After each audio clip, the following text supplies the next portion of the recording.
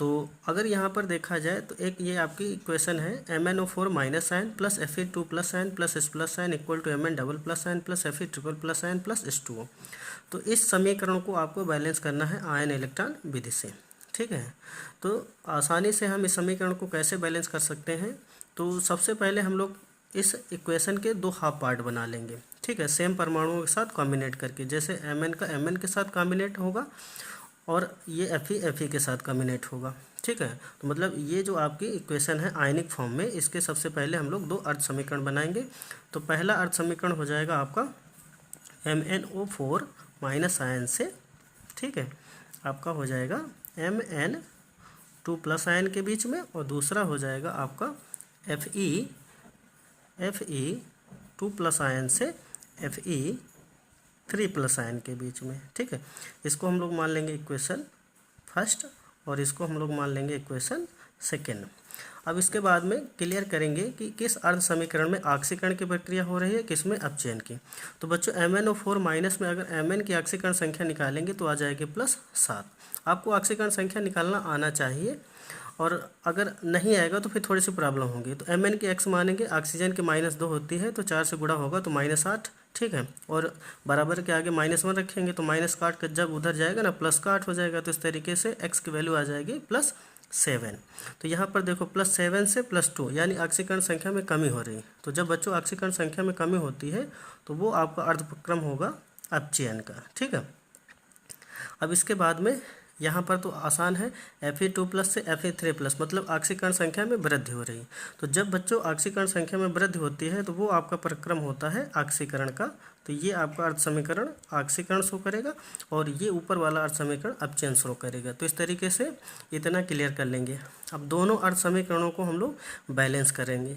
तो बैलेंस करने के लिए हम लोग क्या करेंगे, सबसे पहले जो MnO4 माइनस आयन से Mn के बीच में आपका अर्ध समीकरण है इसको बैलेंस करेंगे। तो देखो आसान होता है लेकिन स्टेप वाइज आपको बैलेंस करना होगा। सबसे पहले मेन परमाणु जो है इसको बैलेंस किया जाता है। तो Mn देखो इधर 1 है, इधर भी Mn 1 है, ठीक है। तो ऑलरेडी Mn बराबर है, लेकिन इधर ऑक्सीजन 4 है, इधर ऑक्सीजन नहीं है। तो हम लोग ऑक्सीजन को बैलेंस करने के लिए H2 के अणु जोड़ते हैं। तो हम लोग इधर 4 H2 के अणु जोड़ देंगे आवश्यकता अनुसार। क्यों? क्योंकि इधर आपके पास 4 ऑक्सीजन के परमाणु थे। तो हम लोगों ने क्या करा, इधर ऑक्सीजन के परमाणु नहीं थे तो इसलिए हम लोग इधर 4H2 जोड़ दिया। अब देखो इधर 4H2 यानी 8 हाइड्रोजन बढ़ गए। तो हम लोग क्या करेंगे, इधर 8H प्लस आयन जोड़ देंगे, क्योंकि अभिक्रिया अगर अम्लीय माध्यम में है, यहाँ पर देख सकते हैं अभिक्रिया अगर अम्लीय माध्यम में है तो संतुलित करने में हम लोग H+ आयन इस्तेमाल करते हैं, और क्षारीय माध्यम में अगर होगी तो H- इस्तेमाल करेंगे। तो इस तरीके से अब हाइड्रोजन भी बराबर हो गए। अब बात करते हैं आवेश की। तो देखो इधर माइनस का 1 आवेश, यहाँ 1 मान के चलेंगे ना, तो माइनस का 1 आवेश और 8 × +1 तो प्लस का 8 आवेश, कुल मिलाकर प्लस का 7 आवेश इधर है, और इधर देखो प्लस का 2 आवेश। तो यहाँ पर आपको 5 इलेक्ट्रॉन ऐड करना पड़ेगा, क्योंकि अपचयन प्रक्रिया में जो इलेक्ट्रॉन जोड़े जाते हैं वो अभिक्रिया के बाईं तरफ जोड़े जाते हैं, और ऑक्सीकरण प्रक्रिया में जो इलेक्ट्रॉन जोड़े जाते हैं अभिक्रिया के दाहिनी तरफ जोड़े जाते हैं। तो इस तरीके से 5 इलेक्ट्रॉन जब यहाँ पर ऐड करेंगे तो ये जो 7 इलेक्ट्रॉन थे इसमें कैंसिल आउट हो जाएंगे। तो इधर भी बचेंगे 2 इलेक्ट्रॉन, और ऑलरेडी देख सकते हैं दाहिनी तरफ 2 इलेक्ट्रॉन है। तो ये आपका अर्ध समीकरण अब संतुलित हो गया। अब ये जो दूसरा आपका अर्ध समीकरण है इसको संतुलित करते हैं, जो कि है Fe2 प्लस से Fe3 प्लस के बीच में, ठीक है। अब ये तो सिंपल सा अर्ध समीकरण है, क्योंकि इसमें और कुछ है ही नहीं। तो Fe दोनों तरफ देखते हैं कितने हैं, तो 1 1 है, ऑलरेडी बराबर है। अब इसमें और कोई परमाणु है नहीं, तो इसलिए हम लोग सीधा आवेश बैलेंस करते हैं। देखो इधर प्लस का 2 आवेश, इधर प्लस का 3, तो मतलब 1 की वृद्धि हो रही है। तो हम लोग क्या करेंगे, ऑक्सीकरण प्रक्रिया होने की वजह से 1 इलेक्ट्रॉन इधर ऐड कर देंगे। तो इस तरीके से आवेश भी बराबर हो जाएगा। अब दोनों अर्ध समीकरण बराबर हो चुके हैं। अब अगले स्टेप में हम लोग क्या करेंगे, जो इलेक्ट्रॉन है ना उनको सिमिलर करेंगे। देखो जैसे यहाँ पर 5 इलेक्ट्रॉन है, ठीक है, इसको मान लेते हैं हम लोग समीकरण नंबर 3, ठीक है, और ये हो जाएगा आपका समीकरण नंबर 4। तो हम लोग इलेक्ट्रॉन बराबर करने के लिए क्या करते हैं, उचित संख्या से गुणा।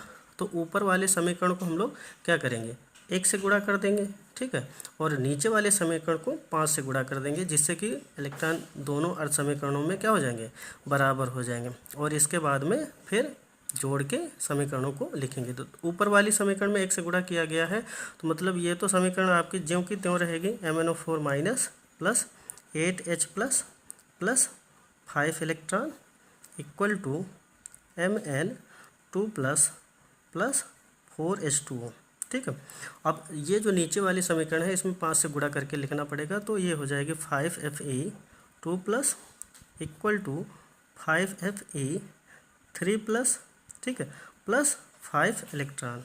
अब इस तरीके से फिर इसमें जो इलेक्ट्रॉन सिमिलर होंगे उनको कट करेंगे और बाकी अगर परमाणु कट हो सकते होंगे तो उनको कट करेंगे। तो सबसे पहले ये 5 इलेक्ट्रॉन कट हो जाएंगे, ये 5 इलेक्ट्रॉन कट जो है हो जाएंगे। ठीक है, अब इसके बाद में दोनों अर्ध समीकरणों को हम लोग क्या करेंगे, जोड़ के लिखेंगे।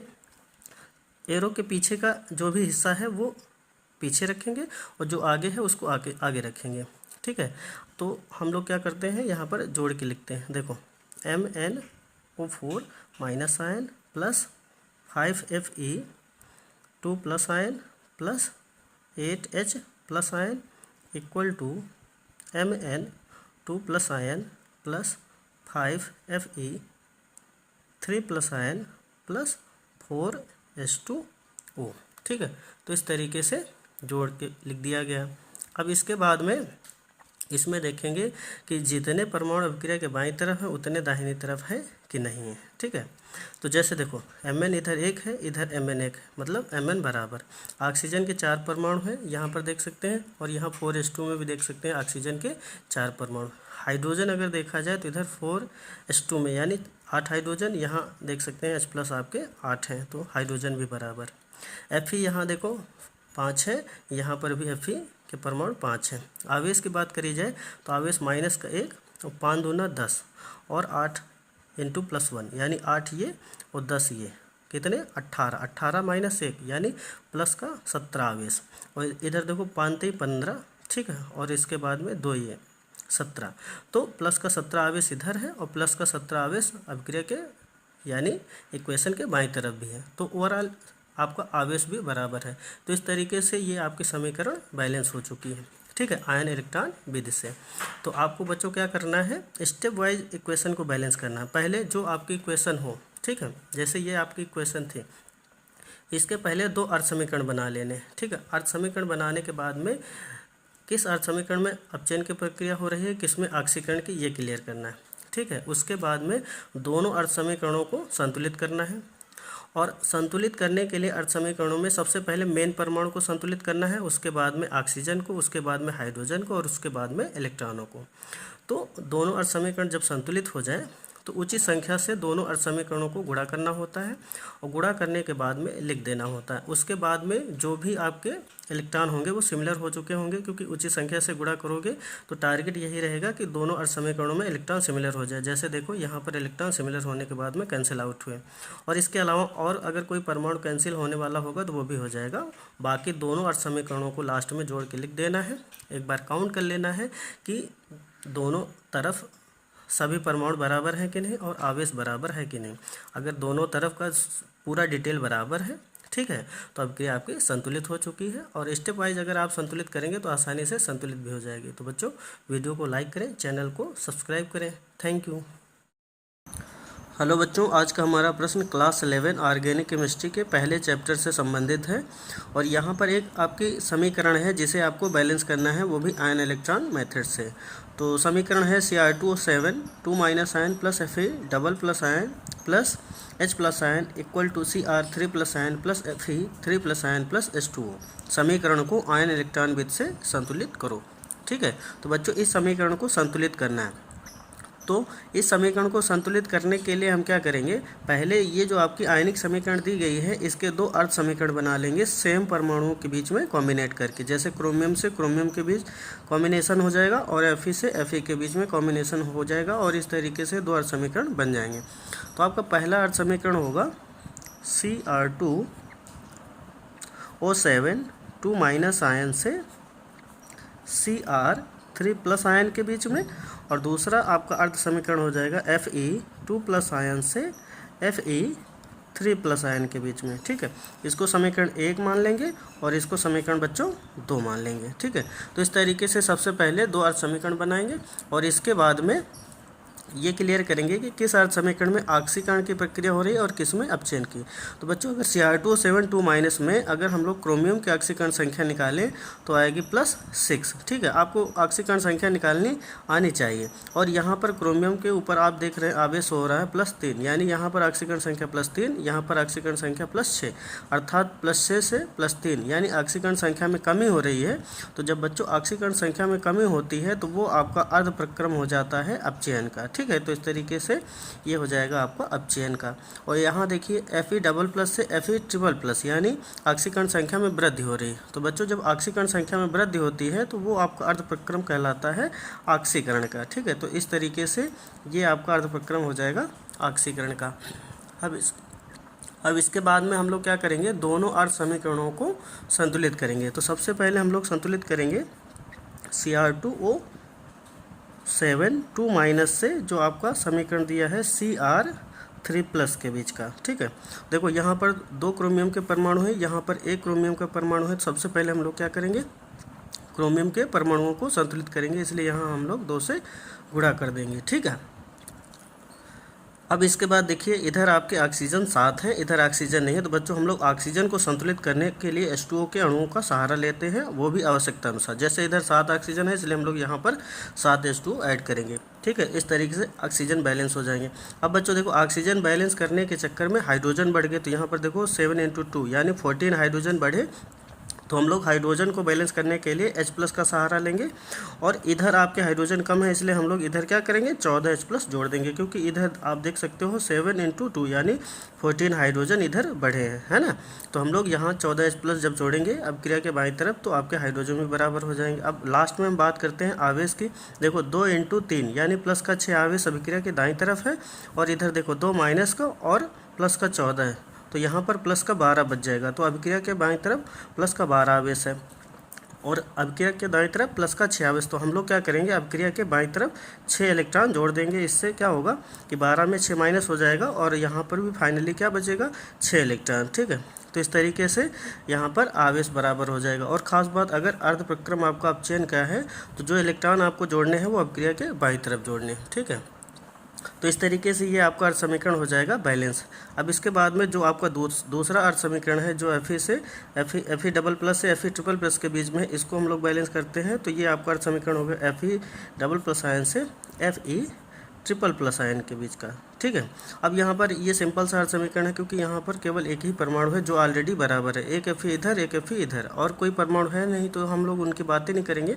अब आवेश की बात करते, देखो इधर +2 आवेश, इधर +3 आवेश, यानी यहाँ पर अगर हम लोग 1 इलेक्ट्रॉन जोड़ दें तो आपका ये भी अर्ध समीकरण बराबर हो जाएगा और बैलेंस भी हो जाएगा, क्योंकि यहाँ पर आप बात कर रहे हैं बाकी परमाणु के तो वो है नहीं। और दूसरी बात, यहाँ पर ऑक्सीकरण की प्रक्रिया हुई है तो जो आपका इलेक्ट्रॉन जोड़ा जाएगा वो अभिक्रिया के दाहिनी तरफ जोड़ा जाएगा। तो इस तरीके से ये भी आपका समीकरण हो गया बैलेंस। ठीक है, अब क्या करेंगे, इन दोनों अर्ध समीकरणों में हम उचित संख्या से गुणा करेंगे, इसलिए कि जिससे इलेक्ट्रॉन सिमिलर हो और कैंसिल आउट हो जाए। जैसे यहाँ देखो 6 इलेक्ट्रॉन है, यहाँ 1 इलेक्ट्रॉन है, तो हम लोग अगर नीचे वाले समीकरण को 6 से गुणा कर दें तो यहाँ पर भी 6 इलेक्ट्रॉन हो जाएंगे। ठीक है, तो इस तरीके से भी इलेक्ट्रॉन कैंसिल आउट हो जाएंगे। तो हम लोग क्या करेंगे, नीचे वाले समीकरण को 6 से गुणा करेंगे और ये जो आपका ऊपर वाला समीकरण है इसको हम लोग 1 से गुणा करेंगे। ठीक है, और इसके बाद में जोड़ के लिखेंगे। तो ऊपर वाला जो आपका समीकरण है जिसे 1 से गुणा करेंगे तो उसको हम लिखेंगे तो सेम वैसे ही लिख दिया जाएगा, Cr2O7 + 14 H+ + 6 electron equal to 2 Cr3+ ion + 7 H2O। ठीक है, तो इस तरीके से गुणा करके लिख दिया गया। अब जो ये आपका नीचे वाला समीकरण है इसमें हम लोग 6 से गुणा करेंगे पूरी समीकरण में, तो ये हो जाएगा आपका 6Fe2+ equal to 6Fe3+ + 6 electron. ठीक है, तो इस तरीके से ये पूरा आपका समीकरण 6 से गुणा करने के बाद में लिख दिया जाएगा। अब देखो यहाँ से 6 इलेक्ट्रॉन कटे और ये आपके 6 इलेक्ट्रॉन कटे। ठीक है, अब इसके बाद में और अगर कोई परमाणु या आयन कट होने वाला होता है तो उसको भी कट करते हैं। ठीक है, लेकिन और यहाँ पर कोई परमाणु कट नहीं हो रहा है तो इसलिए हम क्या करेंगे, अब इन दोनों अर्ध समीकरणों को जोड़ के लिख देंगे। ठीक है, यानी एरो के पीछे का जो भी हिस्सा है उसे पीछे रखेंगे और जो आगे का है उसे आगे रखेंगे। तो आपका अगला स्टेप जो होगा वो इस प्रकार से हो जाएगा, Cr2O7 2 minus plus 6Fe 2 plus 14H plus equal to 2Cr3 plus 6Fe 3 plus और इसके बाद में प्लस 7H2O। ठीक है, तो इस तरीके से ये आपका समीकरण लास्ट में मिल जाएगा। ठीक है, तो ये आपका फाइनली संतुलित समीकरण हो जाएगा। अब एक बार इसको चेक कर लेते हैं कि वाकई में ये समीकरण संतुलित हुई कि नहीं। ठीक है, देखो इधर क्रोमियम के 2 परमाणु हैं, इधर भी आप देख सकते हो 2Cr यानी क्रोमियम के 2 परमाणु हैं।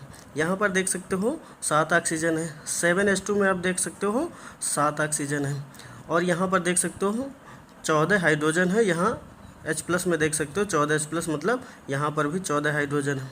6Fe इधर है और 6Fe इधर है। अब बात करते हैं लास्ट में आवेश की, तो 2 गुणा 6 यानी प्लस का 6, और यहाँ पर देख सकते हैं 6 गुणा 3 यानी 36 18 और 18 6 24, मतलब प्लस का दाहिनी तरफ आवेश है कितना 24।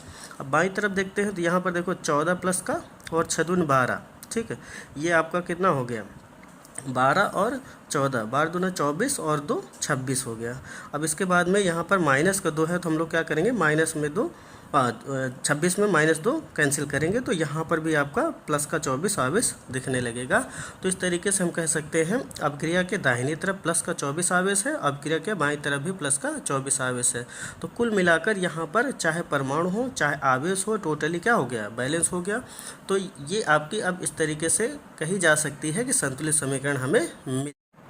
हेलो बच्चों, आज का हमारा प्रश्न क्लास 11 ऑर्गेनिक केमिस्ट्री का जो आपका पहला चैप्टर है रेडॉक्स रिएक्शन यानी ऑक्सीडेशन और रिडक्शन, इस चैप्टर से लिया गया है। और यहाँ पर एक आपको समीकरण बैलेंस करनी है, वो भी ऑक्सीकरण संख्या विधि से। ठीक है, और अगर आपको आयन इलेक्ट्रॉन विधि से समीकरण बैलेंस करना आता है तब तो बढ़िया बात है, अगर नहीं आता है तो आपको पहले वो आपका प्रोसेस सीखना चाहिए, क्योंकि वो आपका जब तक प्रोसेस समझ में नहीं आएगा तब तक ऑक्सीडेशन नंबर मेथड से बैलेंस करने में थोड़ी दिक्कत होगी। और ख़ास बात, अगर ऑक्सीकरण संख्या आपको निकालनी नहीं आती है तो और ज़्यादा दिक्कत होगी। तो सबसे पहले आप ऑक्सीकरण संख्या निकालना सीखें और उसके बाद में फिर आप ऑक्सीडेशन नंबर मेथड से अपक्रिया को बैलेंस करें, तो आप आसानी से सीख सकते हैं कि ऑक्सीडेशन नंबर मेथड से इक्वेशंस को कैसे बैलेंस कर सकते हैं। ठीक है बच्चों, जो लोग वीडियो को पहली बार देख रहे हैं यानी चैनल पर नए हैं, वो लोग वीडियो को लाइक करें और चैनल को सब्सक्राइब कर लें, जिससे कि इस तरीके के जो भी वीडियो डाले जाए उनका नोटिफिकेशन उनके पास समय से पहुंचता रहे। ठीक है, अब हम लोग इक्वेशन देखते हैं जो आपको बैलेंस करके बतानी है कि आखिर में इस इक्वेशन को हम लोग बैलेंस कैसे कर सकते हैं।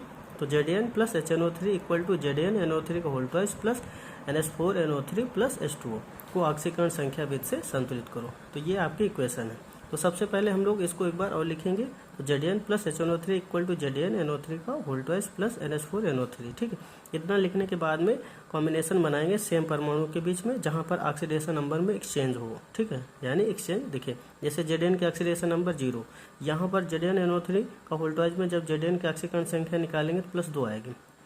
नाइट्रिक अम्ल है, नाइट्रिक अम्ल में जब नाइट्रोजन की ऑक्सीकरण संख्या निकालेंगे +5 आएगी। ठीक है, अगर ये जो आपका जिंक नाइट्रेट है इसमें अगर आप नाइट्रोजन की ऑक्सीकरण संख्या निकालेंगे +5 आएगी, तो +5 इधर भी है +5 इधर भी, तो किसी प्रकार का एक्सचेंज नहीं दिखेगा, तो ये आपका कॉम्बिनेशन नहीं बन पाएगा। मतलब इस नाइट्रोजन का इस नाइट्रोजन के साथ कॉम्बिनेशन नहीं बन पाएगा। कहने का मतलब है ऑक्सीकरण संख्या में या तो कमी दिखे या बढ़ोतरी दिखे, कुल मिला के एक्सचेंज होना चाहिए। ठीक है, अगर यहाँ पर ये जो अमोनियम नाइट्रेट है, इस अमोनियम नाइट्रेट में जब नाइट्रोजन की ऑक्सीकरण संख्या निकालेंगे तो -3 आएगी, यहाँ पर +5, तो इस नाइट्रोजन का इस नाइट्रोजन के साथ कॉम्बिनेशन बनेगा। ठीक है, अब देखो, अब इतना करने के बाद में अब सबसे पहले जिन परमाणु के बीच में कॉम्बिनेशन बनाया गया है उनको बैलेंस करते हैं, यानी कि दोनों साइड में सिमिलर होने चाहिए। देखो Zn का एक परमाणु बाईं तरफ है, Zn का एक परमाणु अपक्रिया के दाहिनी तरफ है, मतलब ऑलरेडी बराबर है। नाइट्रोजन का एक परमाणु अपक्रिया के बाईं ओर, और यहाँ पर भी देख सकते हैं नाइट्रोजन का एक परमाणु। तो कुल मिलाकर जिन परमाणु के बीच में कॉम्बिनेशन या ऑक्सीडेशन नंबर में एक्सचेंज देखा गया है वो ऑलरेडी क्या है, बराबर है। इतना करने के बाद में फिर देखेंगे कि कहाँ पर कितने का ऑक्सीडेशन नंबर में एक्सचेंज हुआ है। जैसे इधर देखो 0 से +2, मतलब ऑक्सीडेशन नंबर में वृद्धि हुई है, लेकिन कितने की, 2 की। अब यहाँ पर +5 से -3, तो कुल मिला के ऑक्सीडेशन नंबर में कमी जो हुई है ना, 8 की हुई है। अब इसके बाद में इतना क्लियर हुआ कि ऑक्सीडेशन नंबर में वृद्धि 2 की हुई और कमी हुई 8 की। ठीक है, अब इसके बाद में हम लोग इसको थोड़ा सा सरल कर लेंगे और कट कर देंगे, 2 1 के 2 और यहाँ पर 2 चौको 8। तो कुल मिलाकर ऑक्सीडेशन नंबर में वृद्धि 1 की और कमी यहाँ पर 4 की।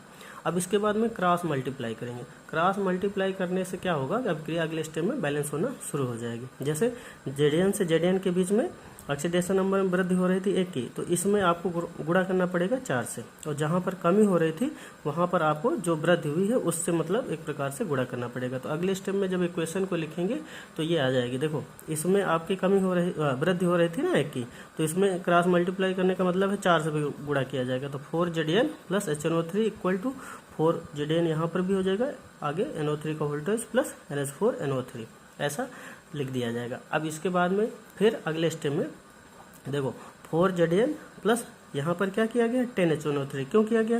देखो यहाँ 4 Zn के परमाणु थे, यहाँ पर भी ऑलरेडी 4 Zn के परमाणु थे, लेकिन नाइट्रोजन का यहाँ पर देखो 1 परमाणु था, और इधर देखो नाइट्रोजन कितने परमाणु 3 दूना 6, और ये आपका यहाँ पर देखो 4 लगा है, यानी कि 1 सेकेंड 2 × 2 मतलब 2 नाइट्रोजन के परमाणु है ना यहाँ पर, क्योंकि 1 नाइट्रोजन का होल ट्वाइस होगा, तो कुल मिलाकर 2 नाइट्रोजन यानी कि 4 से गुणा 8 नाइट्रोजन, और ये आपका 1 नाइट्रोजन और 1 कुल मिलाकर अभिक्रिया के दाहिनी तरफ 10 नाइट्रोजन और अभिक्रिया के बाईं ओर 1 नाइट्रोजन। तो हम लोग क्या करेंगे यहाँ पर 10 HNO3 कर देंगे, जिससे क्या क्या होगा कि अभिक्रिया के बाईं तरफ भी 10 नाइट्रोजन के परमाणु मिल जाएंगे। ठीक है, अब इसके बाद में ये अगला स्टेप हो जाएगा 4Zn plus 10HNO3 equal to 4Zn NO3 का वोल्टेज प्लस NH4NO3।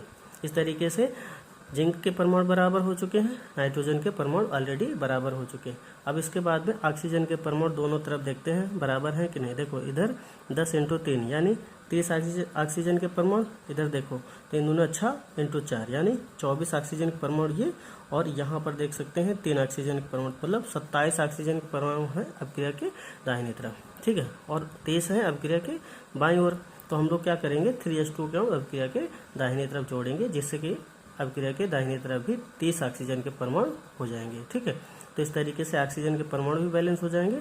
और इधर देखो आपके 3 दूना 6 हाइड्रोजन ये और 4 हाइड्रोजन ये, कुल मिला के अभिक्रिया के दाईं ओर 10 हाइड्रोजन है, और यहाँ पर आप ऑलरेडी देख रहे हैं 10HNO3 में 10 हाइड्रोजन हैं। तो इस तरीके से अब जिंक के परमाणु हो, चाहे नाइट्रोजन के परमाणु हो, चाहे ऑक्सीजन के परमाणु हो, और एटलीस्ट हाइड्रोजन के परमाणु, कुल मिलाकर सभी परमाणु संतुलित हो चुके हैं। मतलब अभिक्रिया के बाईं ओर ये परमाणु जितने हैं उतने ही अभिक्रिया के दाहिनी ओर भी हैं।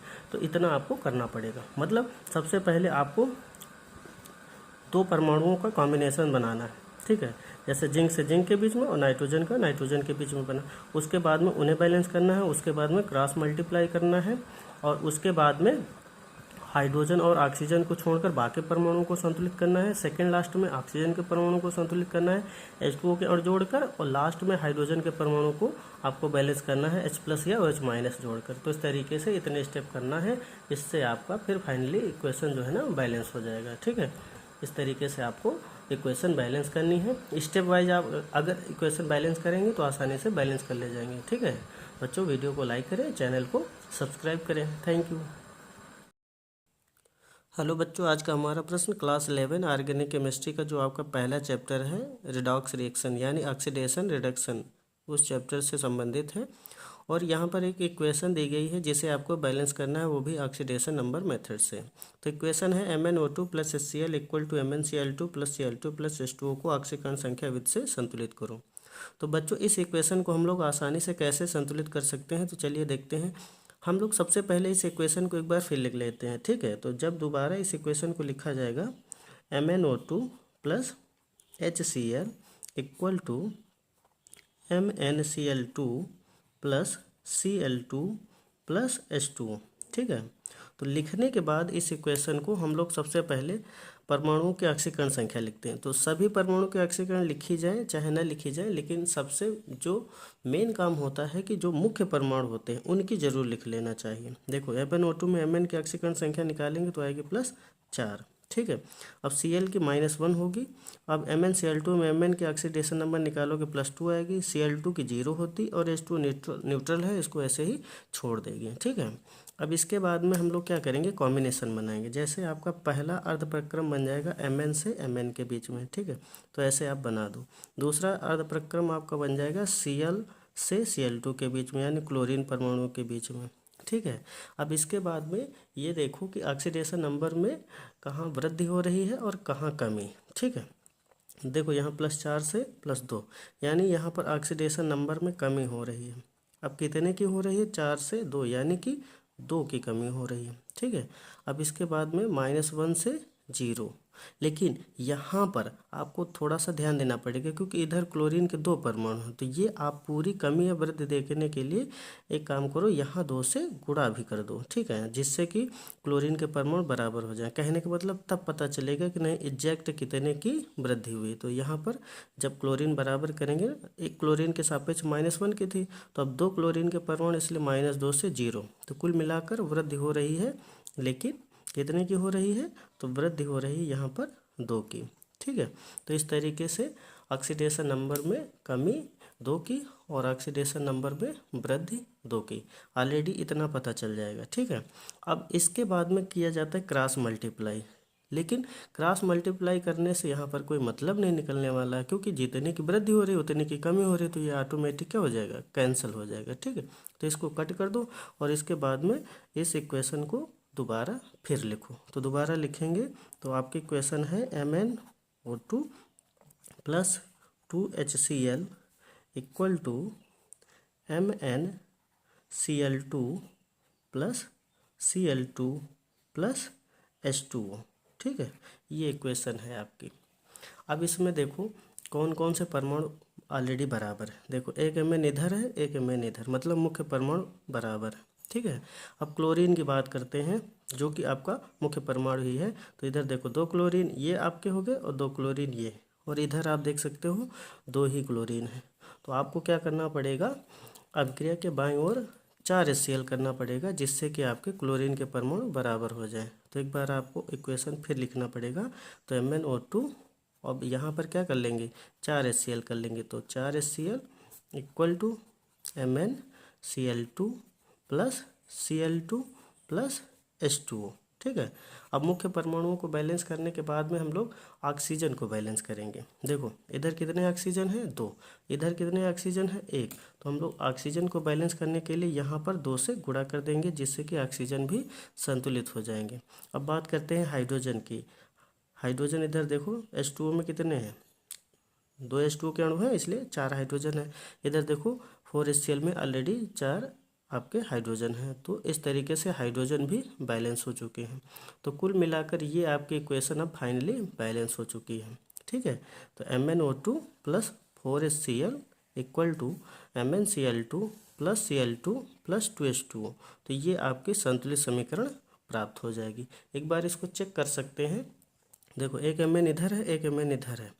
अब ऑक्सीजन 2 हैं, अब क्रिया के बाईं ओर 2H2 में देखो ऑक्सीजन 2, 2H2 यानी 4 हाइड्रोजन, 4 HCl में यानी 4 हाइड्रोजन, 4 Cl यहाँ पर। अब यहाँ देखो 2 Cl ये, 2 Cl ये, तो कुल मिलाकर 4 Cl अभिक्रिया के दाहिनी ओर भी। तो इस तरीके से अब ये आपकी इक्वेशन बैलेंस हो चुकी है। बच्चों वीडियो को लाइक करें, चैनल को सब्सक्राइब करें। Thank you.